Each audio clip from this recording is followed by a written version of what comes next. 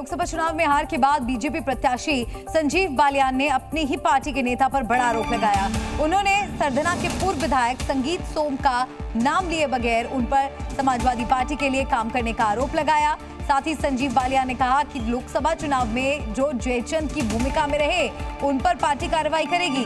वहीं बीजेपी नेता संगीत सोम ने भी उन पर लग रहे तमाम आरोपों को नकारा। उन्होंने कहा कि मैं बीजेपी के लिए काम करता हूं, किसी व्यक्ति के लिए काम नहीं करता हूं।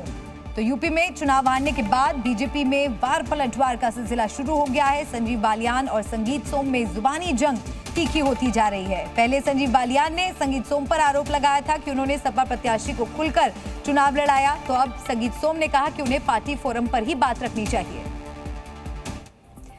तो हार पर आरोप प्रत्यारोप का सिलसिला शुरू हो गया है। संजीव बालियान ने आरोप लगाया कि संगीत सोम ने बीजेपी के खिलाफ प्रचार किया, तो इस पर उन्होंने सफाई देते हुए कहा कि मेरे बारे में गलत बातें फैलाई जा रही हैं। दोनों की तरफ से जुबानी जंग शुरू हो गई है। सोम ने समाजवादी पार्टी के लिए काम किया, ये एक और आरोप संजीव बालियान की तरफ से लगाया गया, तो उस पर उन्होंने सफाई देते हुए कहा कि मैं पार्टी और कमल निशान के लिए काम करता हूं। संगीत सोम पर कार्रवाई होनी चाहिए, ऐसी मांग भी संजीव बालियान द्वारा उठाई गई, जिस पर उनका कहना है कि सरधना में बीजेपी ने मजबूत टक्कर दी है। तो संगीत सोम ने भी उनके आरोपों पर सफाई दी है। तो हार पर लगातार मंथन हो रहा है, तो दूसरी तरफ आरोप प्रत्यारोप का दौर भी शुरू हो गया है। चुनाव हारने के बाद बीजेपी में वार पलटवार किस तरह से दोनों नेताओं के बीच हो रहा है वो हम आपको दिखा रहे हैं। लोकसभा चुनाव में हार के बाद यूपी बीजेपी में आरोपों का दौर शुरू हो गया है।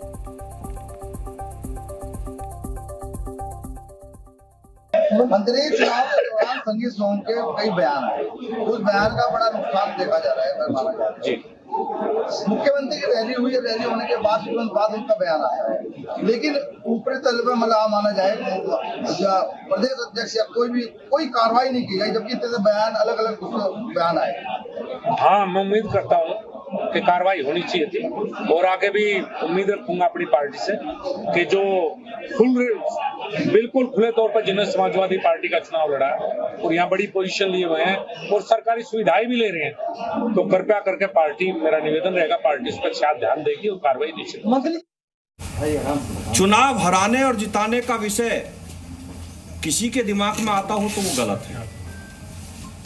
चूंकि मैं भारतीय जनता पार्टी के लिए काम करता हूं, किसी कैंडिडेट के लिए काम नहीं करता, मैं कमल के फूल के लिए काम करता हूं। मेरी पार्टी ने मुझे जिम्मेदारी दी गई थी कि सरधना विधानसभा पार्टी की जीतनी चाहिए। इतनी विपरीत परिस्थितियों के बाद जब सरधना में कोई विकास ना हुआ हो, सरधना की जनता पे मुकदमे कराए गए हों, सरधना के लोगों को जेल भेजा गया हो, लेकिन उस विपरीत परिस्थिति के बाद भी भारतीय जनता पार्टी सरधना पे बराबर रही, हार कर नहीं गई। हारने का कारण माननीय मंत्री जी को खुद देखना चाहिए।